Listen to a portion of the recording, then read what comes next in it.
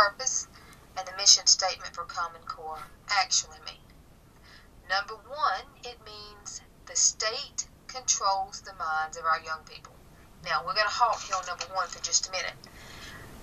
Don't get mad at me. Don't start leaving me nasty comments about misinterpreting Common Core or about that first statement about the state controlling the minds of our young people, because I've listened to prove to you that is exactly what happens. Now, answer this question. Who did we just say is controlling the curriculum and the face of education? The state. And under Common Core, it's more the federal government than it is the state government. We have a lot more federal control. We have federal dictatorship. And, this is when we get into the Governors Association. We'll explain a little bit more about what the Governors Association is and the Council of Chief State School Officers. But first, let's get back to this mission statement and the controlling the minds of our young people. If the government is mandating the curriculum, and under Common Core, which we'll prove later on, teachers are losing a lot of their liberties. In the past, it's been more state-controlled, and the teachers in the classroom had more liberty in what they taught their kids. Under the George Bush administration, with No Child Left Behind, a lot of that freedom was taken away because we began to prepare more for state testing than we did actual learning. So some of that control was taken from the teachers then, and it has...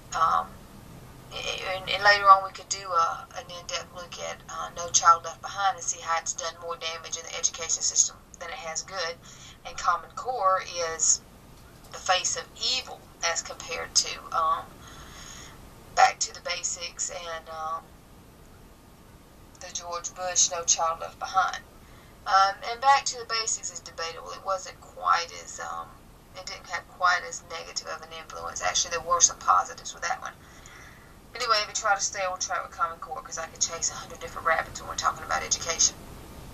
The state controls the minds of our young people. We just established that it is the government dictating the curriculum. Teachers have less and less control in their own classrooms. And we have to look at how much time is spent and how much time these children spend in these classrooms. Now, if you're a parent and you're getting all ticked off at me because I'm saying that the government's controlling your child's mind, answer these questions. How many of their textbooks have you read?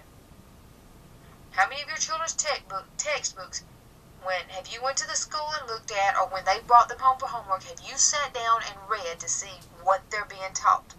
Because I promise you, especially our American history is being rewritten. And it is something totally different from when we were in school. And what we were taught is different than what our parents were taught. And if you want to find out what the education system was meant to be and how it started out and the direction it's taken now, get the David Barton series, American Heritage, and one of the DVDs in there, discuss that in depth. And we'll get into that a little bit later with some of this. But how much of their homework have you helped them with other than what they've asked for help for? Now, I know, most parents aren't going to refuse to help their child if they don't understand something and they need help with a certain subject. Parents are going to be willing to jump right in and help. But how much of their homework have you looked over before they did it? How many questions have you asked them about test notes and what the teacher told them? Exactly what did your teacher tell you today in class? How many have went and sat in a classroom? When it's sat in one of your child's, with your child, you can go sit there anytime you want to. You have the right to know what your child is being taught. But how many of you have went and sat in the classroom and listened to what the teacher's teaching? How many have sat down on a monthly, just a monthly, I think it should be weekly, but even just a monthly basis and discussed with your child's teacher what they are learning? I'm not talking about a general overview. I'm talking about specifically what that teacher said in the classroom. If you have not done that on a regular basis, you're not in control of your child's mind. The state is, and I'm going to prove that too by the amount of time spent in the classroom.